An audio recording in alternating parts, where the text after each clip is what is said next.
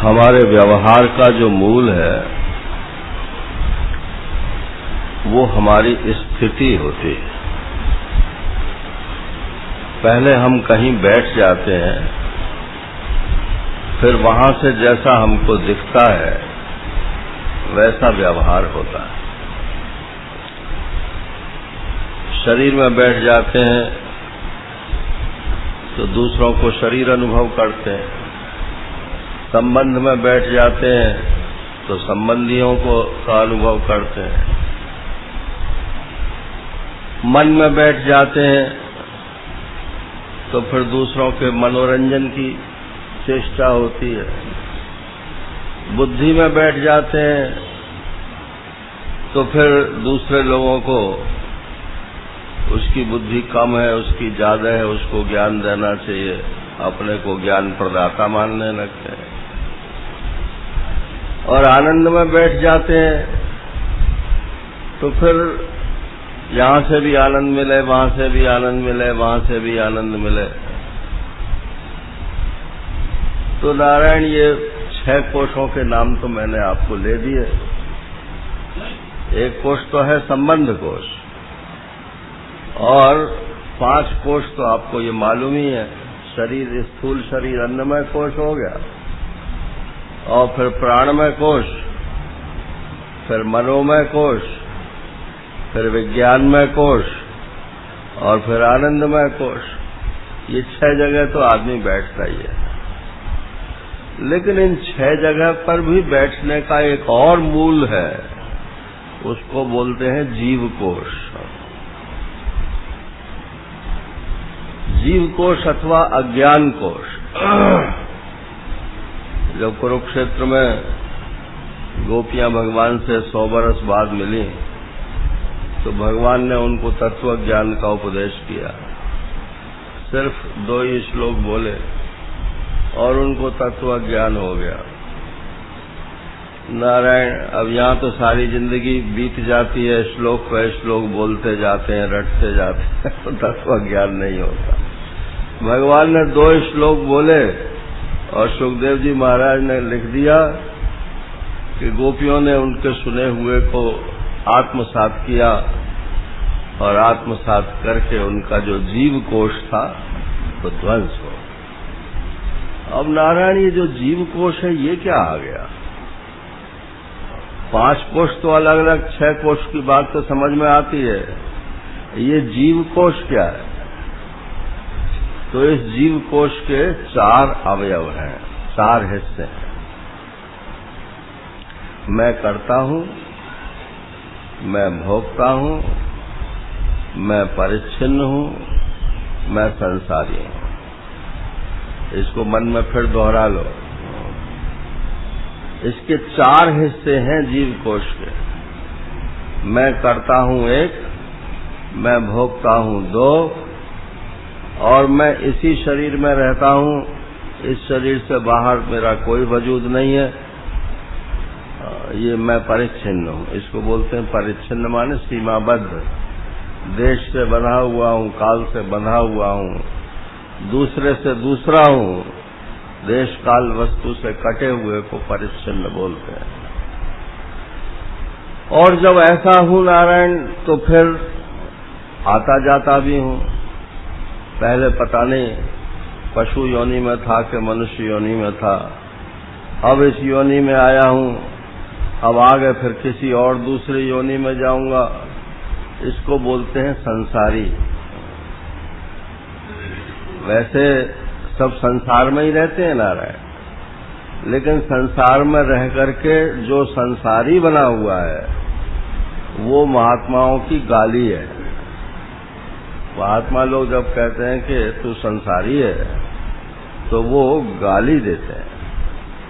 संसार में तो सभी रहते हैं, लेकिन संसारी माने तू अपने को आने जाने वाला मानता है। अच्छा मानता है तो चल मान, अब तक माना सो माना, अब आगे के लिए तो ये चेष्टा करके आगे ना जावे। एक महात्मा थे तो उन्होंने ऐसा नियम बना रखा था कि मैं स्त्रियों से नहीं मिलता। पुराने ढंग के लोग इसी प्रकार के ज्यादातर होते थे। तो एक माता आई और वो जिद करने लगी कि नहीं मैं तो जरूर जाऊंगी। अब आपको बता मैं वो महात्मा मतलब वास्तविक काल्पनिक कथा नहीं है, नाम नहीं लेना चाहता। तो बोले कि मैं तो जरूर जाऊंगी। जब बहुत जिद की तो उस सेवक से उसने कहा अब जाके कहो कि क्या वो किसी माँ के पेट से पैदा नहीं हुआ। तो महात्मा जी सुन रहे थे, भीतर बाहर निकल आए। बोले माता आपने जो कहा वो तो ठीक कहा, आप भी किसी माता के पेट से पैदा हुए हो और मैं भी किसी माता के पेट से पैदा हुआ, लेकिन अब मैं आगे पैदा नहीं होना चाहता हूँ, इसलिए मैंने ये नियम बनाया।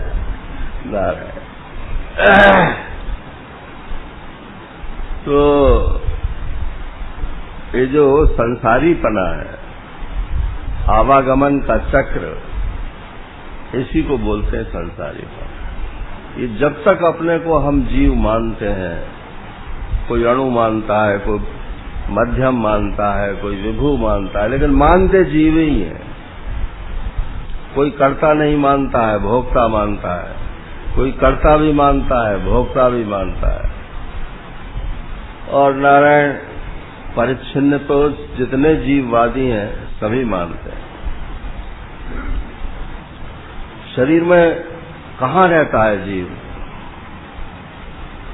सिर में कि गले में कि हृदय में, कहाँ रहता है? तो कोई कहते नहीं पूरे शरीर में रहता है। अच्छा जी, पूरे शरीर में रहता है तो शरीर के बाहर भी रहता है कि नहीं? बोले नहीं, शरीर के बाहर नहीं रहता। कोई कहते हैं कि चींटी के शरीर में चींटी के बराबर, हाथी के शरीर में हाथी के बराबर, संकोच विकासशील मानते हैं। कोई कहते हैं कुछ चीज तो है, लेकिन जब निर्विकल्प समाधि लग जाती है तो वो चीज उड़ जाती है, उच्छेद मानते हैं। ये सब दार्शनिक पक्ष हैं जो मैं आपके सामने रखा। तो बौद्ध लोग उच्छेद मानते हैं, जैन लोग संकोच विकासशील मानते हैं, और जितने ये द्वैतवादी दर्शन हैं ये सब कोई अणु मानते हैं, कोई मध्यम परिमाण मानते हैं, सांख्यवादी विभू परिमाण मानते हैं, लेकिन मानते सब जीव ही हैं। किसी ने नाम जीव रख लिया, किसी ने नाम पुरुष रख लिया। वेदांत क्या मानता है? वेदांत ये मानता है कि भाई आपको मालूम पड़ता है कि मैं करता हूं, मैं भोगता हूं, मैं परिच्छिन्न हूं और मैं आता जाता हूं, ये शब्द प्रमाण से मालूम पड़ता है। देखो ये बात भी समझने की है। आप अपने को शरीर मानते हो प्रत्यक्ष प्रमाण से, और अपने को जीव मानते हो प्रत्यक्ष प्रमाण से या किसी और प्रमाण से? जीव किसी को दिखता है क्या? तो शब्द प्रमाण से आप अपने को जीव मानते हो। तो जिस प्रमाण से जो चीज जानी जाती है उसी प्रमाण से वो चीज कट सकती है। आप चाहो कि मैं ब्रह्म हूं, ये हमको जो है प्रत्यक्ष प्रमाण से हासिल हो जाए, तो ये प्रत्यक्ष प्रमाण से ब्रह्मत्व की प्राप्ति नहीं होती है। ये जिस प्रमाण से आपको जीवत्व की प्राप्ति हुई है उसी प्रमाण से ब्रह्मत्व की प्राप्ति होती है। वेद ने ही आपको बताया तुम जीव हो, वेद ही बताता है तुम ब्रह्म हो। अब एक बात को तो पकड़ कर बैठ गए और दूसरी बात बोले, उससे हमारा कोई मतलब नहीं। तो जब हम कहीं बैठ जाते हैं उसके बाद हम व्यवहार करते हैं, माँ के साथ माँ के जैसा, पत्नी के साथ पत्नी के जैसा, पिताजी के साथ पिताजी जैसा, पड़ोसी के साथ पड़ोसी जैसा। संबंधों में बैठ गए तो संबंधियों का व्यवहार होने लगता है। अब ये जो स्थित प्रज्ञ है ये कहाँ बैठा है? इसके व्यवहार की मीमांसा तो उसी से लगेगी ना कि ये बैठा कहाँ है। तो बोले ये तो आत्मनि एव आत्मना तुष्ट ये तो स्वामी चिदानंद बने बैठे हैं। मैं चैतन्य हूँ और मैं आनंद स्वरूप हूँ। मैं कुछ अन्य वस्तु प्राप्त करके अपने में कृतकृत्यता नहीं लाना चाहता। ये तो ऐसी जगह जाके बैठ गए हैं। तो ये 7 जगह है नारायण, संबंध और 5 कोश और जीव कोश। जीव कोश को ही अज्ञान कोश बोलते, अविद्या कोश, कारण शरीर जिसको। तो बोले ये तो आत्मा में बैठा है, अब इसके व्यवहार कैसा होगा। अर्जुन ने कहा महाराज मुझसे जरा गलती हो गई, मैंने ये समाधि स्तर से जो शब्द लगा दिया तो आपने उसका उत्तर दे दिया आत्मनि एव आत्मना तुष्ट, परंतु ये तो स्वसंवेद्य लक्षण हो गया। माने इसको तो आपकी समाधि लगी हुई है तो आप ही जानते हो, बाहर वाला तो कोई जानेगा नहीं कि आपकी समाधि लगी हुई है कि नहीं लगी हुई है। और लक्षण वो होता है कि जिससे पता चल जाए, तो लक्षण तो बाह्य होता है ना, स्वसंवेद्य लक्षण को लक्षण नहीं बोलते। तो कोई ऐसा लक्षण बताओ कि जिससे ये पता चल जाए कि ये स्थित प्रज्ञ है कि नहीं। तो बोले अच्छा अब हम शुरू करते हैं। अब यहां से जितना आगे प्रसंग है वो सब भीतर से बाहर आते चले जाओ और बाहर आते चले जाओ और बाहर आते चले जाओ, ऐसा प्रसंग है।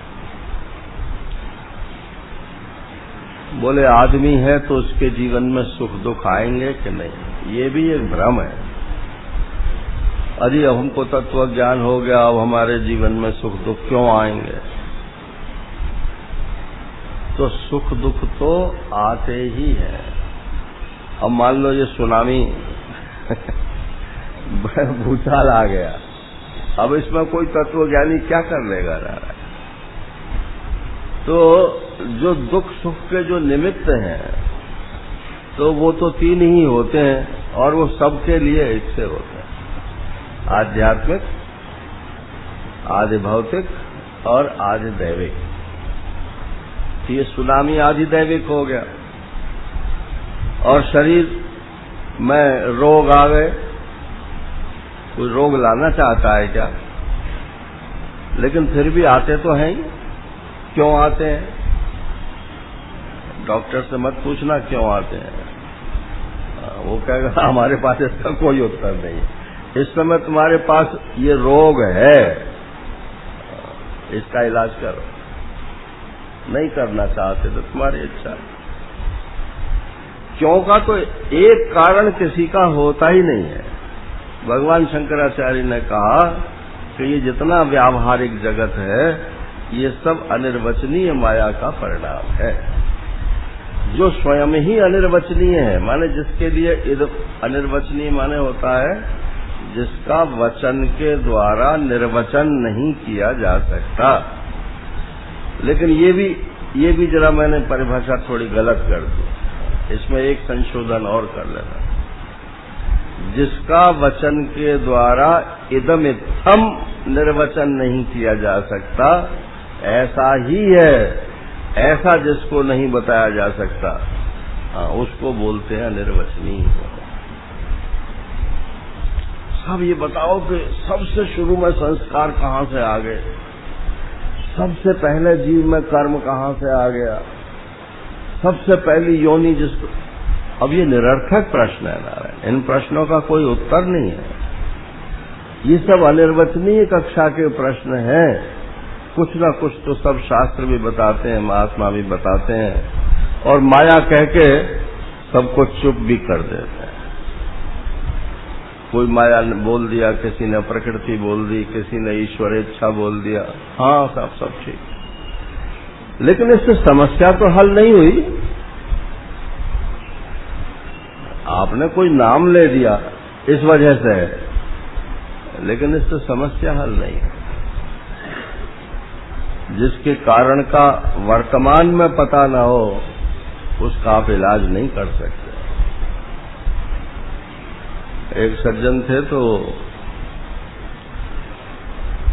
मैं भी गया हुआ था एक डॉक्टर के पास, वो भी आए तो बड़े लख थे। और वो उस जमाने में, आज से करीब सन 55 के आसपास की बात हो, उस जमाने में वो 16 हैट पहनते थे, बड़ा भारी जो हैट आता था, और शरीर उनका था इतना पतला दुबला और साइज भी छोटा था, और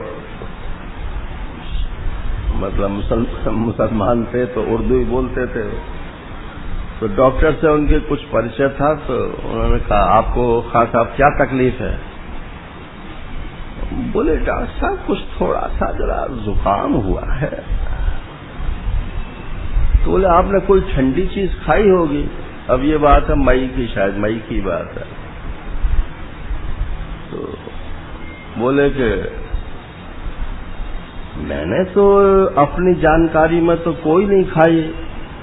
हाँ, जनवरी में अलबत्ता एक मूली जरूर खाई थी। मई में कह रहे हैं वो कि जनवरी के महीने में एक मूली खाई थी, वो जरूर ठंडी चीज खाई थी, उससे मुझे जुकाम हो गया मई में। ना रहे, अरे ये सब ऐसे ही हैं, अंधेरे के टोल हैं, किसी का कार्य कारण निश्चित ही नहीं है। तुलसीदास जी महाराज ने कहा कि ये संसार भगवान का अवतार कैसे होता है? तो बोले इसका एक कारण हो तो बता मैं। इदमित्थम कहे जाए न सोई, और तदपि कहे बिन रहा न कोई। बताना तो पड़ता ही है जब कोई पूछता है कि क्या कारण है, लेकिन इदमित्थम ही है, ऐसा ही है, यही कारण है, ऐसा नहीं कहा जा सकता। तो संसार में जितना व्यवहार है ये सब अनिर्वचनीय कक्षा का व्यवहार है। अब दुख जब आ गया तब आपको मालूम पड़ता है कि पहले से मालूम पड़ता है कि दुख आ रहा है? नारायण, ये दुख सुख जो है ये साक्षी भाष्य कहलाते हैं वेदांत। ये कोई वस्तु नहीं है ऐसी चीज के देखो वो चलता चला आ रहा है। साक्षी भाष्य माने जिनको बिना इंद्रियों के ही साक्षी प्रकाशित करता है अविद्या वृत्ति के द्वारा। ये मैंने जरा पारिभाषिक वाक्य बोल दिया। साक्षी जिसको सीधे बिना इंद्रियों के ही अविद्या वृत्ति के द्वारा प्रकाशित करता है उसको साक्षी भाष्य बोलते हैं। और उसका स्वरूप क्या होता है? मैं सुखी हूँ, मैं दुखी हूँ। अगर सुख दुख के हेतु भी हों, बाहर होते हैं हेतु, जैसे अभी सुनामी का मैंने उदाहरण दिया, लेकिन वहां भी यदि कोई तत्वज्ञानी होंगे नारायण, तो उनके चित्त में भी ये संवित, ये वृत्ति नहीं बन सकती है, ये ज्ञान नहीं हो सकता है, ये अभिमान नहीं हो सकता है कि हाय मैं मर गया, हाय मैं मरा, हाय मैं दुखी, हाय मैं सुखी। यही साक्षी भाष्य का लक्षण है। जिसको आप मैं करके समझते हो है तो अपने से अन्य, लेकिन उसको आप मैं करके जब समझते हो नारायण तो उसको साक्षी भाष्य बोलते। और जिसको यह करके समझते हो तो वो आभास भाष्य कहलाता है, अर्थात चिदाभास के द्वारा प्रकाशित है, उसमें इंद्रियों का अंतःकरण का योग है। अच्छा, थर्मामीटर मैंने लगाया और मुझे ज्वर मालूम पड़ गया, तो ये बुखार जो मालूम पड़ा ये आभास भाष्य है कि साक्षी भाष्य है? तो ये थर्मामीटर से जो इसका टेम्परेचर आपने नाप लिया ये तो आभास भाष्य हो गया, क्योंकि यह हो गया। अब अगर झूठे को भी किसी को बता दो, अरे तुम्हारा शरीर तो गर्म हो रहा है, लाओ देखूं तुम्हारा टेम्परेचर, टेम्परेचर नहीं है, झूठ बोल दो। बोले कि अरे तुम्हारा थर्मामीटर खराब है, 101 होगा तुम्हें। अच्छा, तो अब चादरा ओढ़ के लेट गए। तो बोले अब ये बुखार साक्षी भाष्य हो गया, पहले तो था आभास भाष्य और अब ये हो गया नारायण साक्षी भाष्य। अब जिसको हमने अपने ऊपर उठ लिया, अब दूसरा डॉक्टर आया, उसने कहा देखो मैं आपको दिखलाता हूं, और ये बहुत सेंसिटिव थर्मामीटर है। देखा उसमें तो बिलो नॉर्मल है। आपने कोई औषधि ली कि कोई नहीं ली? अरे बोले आपका बुखार था ही नहीं। चित्त प्रसन्न हो गया नारायण। तो आदमी जो मरा जा रहा है वो इन्हीं साक्षी भाष्य पदार्थों से मरा जा रहा है। तो ये सुख दुख तो जीवन में आते ही रहते हैं। तो देखो, एक तो है सुख दुख के निमित्त, वो निमित्त तो होते हैं बाहर, चाहे वो शरीर के रोगों आदि से हो, और चाहे बाहर माने आत्मा से बाहर। आत्मा से बाहर शरीर भी है, और शरीर के बाहर जितनी वस्तुएं हैं वो भी सब बाहर है। तो उनके जो हेतु हैं वो तो है सब बाहर। और एक होता है संवेदन, सेंसेशन जिसे आप बोलते हो। मान लो आपके शरीर पर किसी ने आग रख दी। एक सज्जन थे तो वृंदावन आए, महाराज श्री उस समय उपस्थित थे वहां। थे जरा बड़े विकट टाइप के वो, और अपने को ज्ञानी भी मानते थे, लेकिन ज्ञानी माने वो दूसरे ढंग के ज्ञानी मानते थे। खैर वो बात अलग है। तो एक महात्मा ने छाती ठोक के उनके सामने कह दिया कि अरे मैं ब्रह्म हूं। तो उन्होंने क्या किया कि छत पर गए और उस महात्मा को टांग पकड़ के और उल्टा लटका दिया वहां से नीचे छत पर। बोले मैं देखता हूं तू कैसे ब्रह्म है। वो तो इत्तेफाक की बात ये हुई कि महाराज श्री उधर से ही निकले उसी समय। अरे बोले ये क्या करता है? तो महाराज जी को देख के वो भी छिटक गए, बुलाए। बोले ये कोई तरीका है? बोले ये अपने को ब्रह्म कहता है। तो बोले कहता तो तुझे क्या लगता है? अरे कोई कहता है ब्रह्म अपने को तो तू क्यों चढ़ता है? नारायण। तो ऐसे ऐसे लोग, देखो मैं तुम्हारे जो है सुई चुभोता हूं, तुम आत्मा हो, शरीर से अलग हो, देखते हैं तुम्हें पीड़ा होती है कि नहीं होती है। ये सब नारायण दूसरे विरोधी लोगों के स्टंटबाजियां हैं। मैं शरीर नहीं हूं का ये मतलब नहीं है। तो एक तो हुए सुख दुख के हेतु, वो तो है बाढ़, और एक होता है सुख दुख का संवेदन। आपके शरीर में यदि जीवन है, मुर्दे पर रख दो, आप चिता पे जलाते ही हैं सबको, लक्कड़ पे लक्कड़ रख देते हैं, धू धू करके अग्नि जलती है, तो क्या उस मुर्दे को मालूम पड़ता है? लेकिन अगर कोई चिंगारी भी उड़ करके यहाँ हमारे शरीर पर आ जाए तो तुरंत पता चल गया जल गए, तो सेंसेशन तो होगा। ये तो जीवंत होने का चिन्ह है। तो एक है निमित्त और एक है सेंसेशन और एक है अभिमान। अभिमान जो क्या है कि मैं जल गया। जरा ख्याल कीजिए आप, मैं जल गया। अब मैं कहाँ बैठा है? शरीर में बैठा है कि आत्मा में बैठा है? मैं कौन जला? शरीर वाला मैं जला ना। नारायण। अगर आप अपने को आत्मा समझते हो तो ये अभिमान उत्पन्न नहीं होगा। आग भी आपके शरीर को टच करेगी और शरीर में जो जीवन है वो उस सेंसेशन को आपके मस्तिष्क तक पहुंचाएगा भी, लेकिन उसकी जो संवेद है वो उसको नहीं होगी। अथवा ऐसा कह लो कि नहीं होनी चाहिए, तब ब्रह्म ज्ञान पक्का है। हमारे नाम सुना होगा आपने, सुदर्शन सिंह चक्र महाराज जी के साथी थे बचपन के। तो शरीर से भी क्षत्रिय थे, स्वभाव से भी क्षत्रिय थे। तो उनका ऑपरेशन हुआ हर्निया का। तो डॉक्टर ने कहा मैं आपको अब बेहोश करूंगा। तब बोले डॉक्टर मैं विजातीय तत्व अपने भीतर नहीं लूंगा। तो बोले फिर ऑपरेशन कैसे होगा? बोले आप ऑपरेशन करो ना।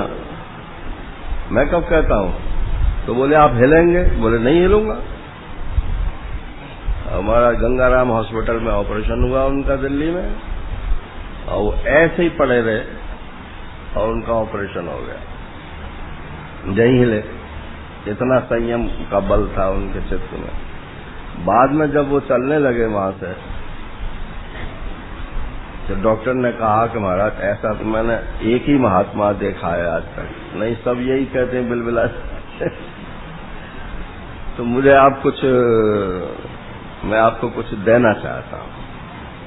तो उन्होंने कहा बस मुझे देना ही चाहते हो तो ये करना कि समय तो तुम्हारे हाथ में है, महीने में 2 महीने में किसी एक पेशेंट जिसको भी तुम समझो कि ये अफोर्ड नहीं कर सकता, उसका तुम फ्री ऑपरेशन कर दिया। कई साल तक उसने ऐसा नियम रखा। अब बाद में हुआ क्या वो तो मुझे नहीं मालूम। तो नारायण, ये संकल्प बल जो है ये हमारी स्थिति से उत्पन्न हो जाता है। अब देखो क्या कह रहे हैं भगवान, स्थित प्रज्ञ जो है ये जहां बैठा है वहां से उसका संकल्प बल क्या निकला कि दुखेषु अनुद्विग्न मना। दुखेषु, दुख का एक निमित्त नहीं, बहुवचन का प्रयोग करके भगवान ने बताया कि चाहे जितने निमित्त आवे और चाहे जितने सेंसेशंस आपके चित्त में आवे, लेकिन उसका मन जो है वो उद्वेग को प्राप्त नहीं होता। अब 12वें अध्याय का तो आप पाठ करते हो, भक्त के क्या लक्षण बताए वहां। यस्मान्नो द्विजते लोको लोकान्नो द्विजते च यः हर्षामर्ष भयोद्वेगैर् मुक्तो यह सच में प्रियः। देखो भक्ति के बल से उसमें ये सामर्थ्य आ गया कि उसका मन जो है वो किसी के उद्वेग से भी उद्वेगित नहीं होता और स्वयं अहिंसा में प्रतिष्ठित रहता हुआ किसी को उद्वेग देता नहीं। अब तो नारायण शास्त्र की मर्यादाएं सब ढीली हो गई हैं, इसलिए देखने को नहीं मिलते हैं। लेकिन जो सन्यासी होता है उसको ये मंत्र बोलना पड़ता है कि आज से मेरे कोई मुझसे भयभीत न हो, मैं किसी को भय प्रदान न करूं। ये अभय मुद्रा जो सन्यासियों की बताई गई है उसका मतलब ये है। लेकिन अब तो रोजाना फ्लेट छिड़कते हैं नारायण। कितनी ऐसे शब्द बोलते हैं तो मन वचन कर्म तीनों से हिंसा होती है, लेकिन मन वचन कर्म से अहिंसक हो जाना यही सन्यासी का लक्षण है, गृहस्थों के लिए नहीं है। गृहस्थों के लिए तो चूंकि वो यज्ञ करने का विधान है, तो अगर वो कहीं हिंसा भी करते हैं तो भूतों की उत्पत्ति भी करते हैं, इसलिए वहां क्रेडिट और डेबिट जो है वो बराबर होता जाता है। लेकिन अब सन्यासी की तो नारायण छोटी जनेऊ सब कट गए। अब उसे तो कोई यज्ञ करने का सिवाय ज्ञान यज्ञ करने का और कोई अधिकार नहीं। तो बोले अब यज्ञ तुम करते नहीं हो, अब हिंसा करोगे तो, इसलिए उनके लिए ये सबको अभय प्रदान करने का। अच्छा, हम दूसरों को तो भय दें या अभय दें, लेकिन हमारा मन लटकता है कि नहीं, ये प्रश्न है। विपरीत परिस्थितियों में हमारा मन लटकता है या नहीं। एक सज्जन थे तो अच्छे विचारक भी थे, वैराग्यवान भी थे, ये भी एक सच्ची बात है। तो वो लोगों को लोक संग्रह की वासना उनमें थी, तो वो क्या करते कि किसी के घर में कोई मर जाता था तो वो एक तारा रखते थे। तो अर्थी के आगे वो एक तारा बजाते हुए और भगवान का कोई भजन कीर्तन ऐसा गाते थे। उपदेशात्मक भी होता था और स्मरण भी होता था। अब एक दिन उनका पुत्र की ही मृत्यु हो गई नारायण। तो बोले कि अब भीतर से तो मन नहीं कर रहा था उनका, लेकिन फिर भी लोक संग्रही थे। लोक संग्रह वाले की भी बड़ी दुर्दशा है। उसके जीवन में द्वंद्व हो जाता है। बोले लोग क्या कहेंगे। तो एक तारा तो उन्होंने उठा लिया नारायण और अपने बेटे की अर्थी के सामने बजाना शुरू किया। अब बोले कुछ और वो एक तारा की धुन जाए कहीं। तो किसी ने टोका कि भगत जी आज आप बहक रहे हो। बस फिर सावधान हो गए। दूसरों के लिए बात अलग है, अपने लिए हमारा मन लटकता है कि नहीं, इसके साक्षी आप स्वयं ही हो। तो दुखेशु अनुद्विग्न मना, आपका मन उद्वेग को प्राप्त होता है या नहीं। जब आप मनोमय कोश में बैठोगे तो उद्वेग जरूर होगा, जब आप संबंध कोश में बैठोगे तो उद्वेग जरूर होगा। और जीव कोश तो सब है ही है। अब जरा इस उद्वेग की भी लीला समझ लीजिए। उत माने ऊपर, और वेग तो आप समझते ही हो, ऊपर की ओर चलना, इसको बोलते हैं उद्वेग। तो जैसे मान लो एक कोई छोटा गड्ढा हो और उसमें पानी भरा हुआ हो, कच्चा गड्ढा, और आप बस इतना बड़ा एक कंकड़ उसमें डाल दीजिए तो क्या होगा। तो छोटा गड्ढा है ना, तो कंकड़ जो है उसकी नीचे पैदी कोई जाके स्ट्राइक करेगा और उसकी जितनी भी गलाजत नीचे भरी हुई है वो सब की सब ऊपर निकल जाएगी। और एक बहुत गहरा तालाब है, कुआं है, समुद्र की बात तो मैं नहीं कहता, समुद्र में तो पहाड़ भी डाल दे तो अभी कुछ फर्क नहीं पड़ने वाला। तो कोई गहरा जल है, बड़ा गड्ढा है, उसमें यदि आप बड़ा पत्थर भी डाल दें तब भी उसमें ऊपर की ओर जो गलाजत आती है वो नहीं आएगी। तो ये हमारे भीतर अंतस में जो चित्त है, चित्त में जन्म जन्मांतरों के संस्कार पड़े हुए हैं, उसमें अच्छे भी हैं बुरे भी हैं। बाहर से फिर जैसा पत्थर पड़ता है बस वैसी फिर वो उसमें लहर उठ करके वो भीतर की चीज बाहर आ जाती है, उसको बोलते हैं उद्वेग। तो दुख जब आया, दुख के निमित्त आए तो उससे हुआ उद्वेग, हमारा मन जो है हिल गया, हलचल शुरू हो गई। तो ये स्थित प्रज्ञ जो है उसके चित्त में हलचल नहीं होती।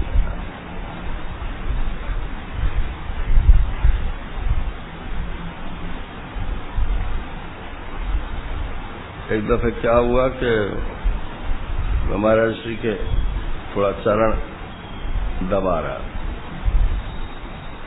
तो डायबिटिक तो थे ही वो, और भगवान की दया से खाने का भी शौक था और शरीर भी खूब हृष्ट पुष्ट था। हमारे दोनों हाथों में उनकी पिंडलियां आती नहीं थी, आप सब लोगों ने तो देखा ही है ना। तो वो खुजाने से निशान बन गए थे, डायबिटीज वालों को बन जाते हैं। तो मैंने कहा ये डायबिटीज के कारण शायद निशान बन गए हैं। तो महाराज श्री बोले कि निशान तो हमको भी दिख रहा है, लेकिन इस कार्य का क्या कारण है ये हमको नहीं मालूम। आप भाषा समझ गए ना। जब आप कार्य कारण जोड़ लेते हो तब और ज्यादा दुखी होते हो। आप कार्य को देख लो, हाँ है, हमको भी दिख रहा है। दुख आ गया है, दुख का निमित्त आ गया, हमको भी दिख रहा है। बोले ओहो हमसे ये गलती हो गई थी, इस वजह से हम, अब नारायण अब तो दुख आ ही गया, अब गलती सोचने से क्या फायदा है। और जाने उसी गलती से आया है कि दूसरी की गलती से आया है। आप चले जा रहे हैं, ऊपर से किसी ने, बच्चे ने कंकड़ फेंक दिया, आपका सिर फूट गया, तो किसकी गलती से आया है? बच्चे की गलती को तो गलती नहीं मानते, तो आपके प्रारब्ध से आया, ऐसा मानोगे? बोले नहीं, हमारी गलती ये थी कि हम उस घर के नीचे से ही क्यों निकले। अरे तो किसी के घर के नीचे से तो निकलोगे नारायण। तो ये सब जितने कार्य कारण हैं, ये अनिर्वचनीय कक्षा में डालने चाहिए। महाराज श्री का ये कहना है कि अगर तुम कार्य कारण को अनिर्वचनीय कक्षा में नहीं डालोगे तो सारी जिंदगी दुखी रहोगे। कभी कुछ कारण बताओगे, कभी कुछ कारण बताओगे, और वो कारण है भी कि नहीं ये आपको पता नहीं है, सब अंधेरे के टोल है। अच्छा कहो कि हम वृत्ति से पकड़ के बैठ जाओ उसे, दुख तो आ गया, जब तक आपकी वृत्ति तदाकारता को प्राप्त नहीं होती है तब तक दुख का अनुभव ही नहीं हो सकता है। तो आप उसको पकड़ के यदि बैठोगे तो वृत्ति कहेगी मैं जाती हूं, रोकोगे तो वो कहती है मैं जाती हूं, और कहोगे कि मत जा, वो सॉरी चली जा, तो बार बार आएगी। आपके हाथ में ही कुछ नहीं है। ये वृत्तियां भी अपने आप उठती रहती हैं, कोई किसी निमित्त से उठती है, कोई किसी निमित्त से उठती है। ये चित्त में जितने संस्कार पड़े हैं, इनको एक महिला पूछ रही थी, बोले क्यों जी ये एक्सटर्नल इम्पल्स से वृत्ति बनती है कि इंटरनल इम्पल्स से वृत्ति बनती है? माने बाहर कोई हेतु निमित्त बनता है तो हमारी वृत्ति बनती है, या भीतर कोई निमित्त बनता है तो वृत्ति बनती है? तो मैंने कहा बताओ, सपने में जो आपको दिखता है उसमें बाह्य हेतु क्या है? कोई है वहां एक्सटर्नल इम्पल्स? वहां तो सब इंटरनल इम्पल्स ही दिख रहा है आपको। तो जैसे वहां का संसार आपकी वृत्ति में आ जाता है, ऐसे ही ये बाहर का संसार भी। नारायण उमा कहूं मैं अनुभव अपना, और सत हरि भजन जगत सब सपना। ये तो शंकर बाबा बोल रहे हैं नारायण। जो ब्रह्म ज्ञानी है उसकी दृष्टि में तो ये जागृत अवस्था भी स्वप्न के ही समान है, दोनों समान है। स्वप्न है ऐसा वेदांत नहीं कहता है। जागृत अवस्था भी स्वप्न के समान है, स्वप्न है ऐसा नहीं। जागृत और स्वप्न में आइडेंटिटी नहीं है, आइडेंटिकली इक्वल टू नहीं होता है। तो बोले कि 3 + 2 कितना होता है? 5 होता है ना, और 6 - 1 कितना होता है? वो भी 5 होता है। तो अब बीच में आप आइडेंटिकली इक्वल टू लगाओगे कि इक्वल टू लगाओगे? 3 + 2 = 6 - 1। तो इक्वल टू तो होता है, लेकिन आइडेंटिकली इक्वल टू नहीं होता है। तो जागृत और स्वप्न they are not identically equal to, they are equal. इनके हेतु अनिर्वचनीय हैं, दिखते दोनों एक जैसे ही हैं, और मन के ऊपर परिणाम भी इनका एक जैसा ही होता है। वो तो फिर जैसी वासना होती है उस वासना के अनुसार कर्म बदल जाते हैं। स्वप्न में कर्म करने का स्वातंत्र नहीं है, जागृत अवस्था में कर्म करने का स्वातंत्र है। ये दोनों में अंतर भी है। तो दुखेषु अनुद्विग्न मना, दुख के निमित्त आवे, दुख का संवेदन आवे, परंतु निमित्तों को तो आप अनिर्वचनीय समझ लीजिए। और संवेदन तो नारायण ये आपके जीवित होने का प्रमाण है, इससे घबराने की क्या बात। जब ये शरीर मुर्दा हो जाएगा तो कुछ भी नहीं मालूम पड़ेगा। बोले हमें कुछ मालूम ना पड़े। तो भगवान ने सारी सृष्टि बेकारी बनाई, तुम्हें प्राण भी बेकारी दिए। अरे ये प्राण चलता, प्राण माने ही जीवन होता है। जब तक ये प्राण चलेगा इसमें संवेदन भी होगा। मस्तिष्क उस संवेदन को ग्रहण करे या न करे, ये आप योग के द्वारा, ज्ञान के द्वारा, और उसे हम अपने में आरोपित करें या न करें, इसमें स्वातंत्र है।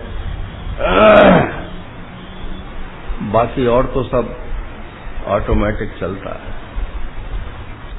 तो दुख प्रारब्ध से आते हैं, दुख अनिर्वचनीय हेतुओं से आते हैं, दुख ईश्वर की इच्छा से आते हैं, दुख माया से आते हैं, दुख वो कुछ नहीं है, सब ब्रह्म का विवर्त है, आत्मा का विवर्त है। अरे कुछ भी मान लो नारायण, ये सब मन में उद्वेग ना हो, इसके साधक होने चाहिए। अगर ये सब समझ करके भी मन उद्वेग नहीं होता है तो फिर ये समझना भी बेकार।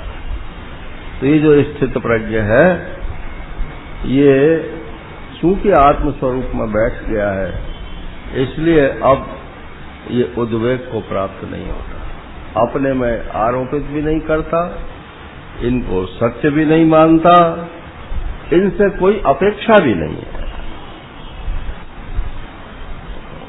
प्रकाशम च प्रवृत्तिम च मोहमेव च पांडव न द्वेष्टि संप्रवृत्तानि न निवृत्तानि कांक्षति। गुणातीत के लक्षणों में भगवान ने कहा कि प्रकाश आ जाए, सत्वगुण बरतने लगे, प्रकाशम च प्रवृत्तिम च, प्रवृत्ति हो जाए, रजोगुण बरतने लगे, और मोह उल्टी बुद्धि हो जाए, माने तमोगुण आ जाए, तो जो तत्वज्ञ महापुरुष है, न द्वेष्टि संप्रवृत्तानि, अगर प्रवृत्ति भी हो जाता है किसी भी हेतु से, तो न द्वेष्टि, उसका वो द्वेष नहीं करता, और न निवृत्तानि कांक्षति, और अब प्रवृत्त हो गया हूं तो अब मैं जल्दी से जल्दी इससे निवृत्त होऊं। नारायण, ये साधक का तो लक्षण है, लेकिन ये सिद्ध का लक्षण नहीं है। इस प्रकार से ये अभी तो एक चरण हुआ, तो दुख में मन जो है उद्वेग को प्राप्त नहीं होना चाहिए, और सुख में तृष्णा नहीं बढ़नी चाहिए। सुखेषु विगत स्पृहा, या स्पृहा का अर्थ है तृष्णा, और मिले। हमारे वहां वृंदावन में एक ब्रह्मचारी है, उन्हें भूख बहुत लगती है तो उनको आप एक लड्डू दो ना कोई, तो क्या एक और दो भाई, अरे तो तुम्हें सबको एक एक दे रहे हैं, तुमको दो क्यों दें? बोले नहीं नहीं, हमको भूख ज्यादा लगती है ना। इसी को तृष्णा बोलते हैं। तो तृष्णा माने सुख तो आ गया जीवन में, अब और आवे और आवे और आवे। अगर ऐसा है तो अभी आप आत्मन्येव आत्मना तुष्ट नहीं है। अरे आत्म सुख में जो मगन है, उसके लिए बाह्य सुखों का क्या महत्व। हरि ओम पूर्णमदः पूर्णमिदं पूर्णात् पूर्णमुदच्यते पूर्णस्य पूर्णमादाय पूर्णमेवावशिष्यते। ओम शांति शांति शांति।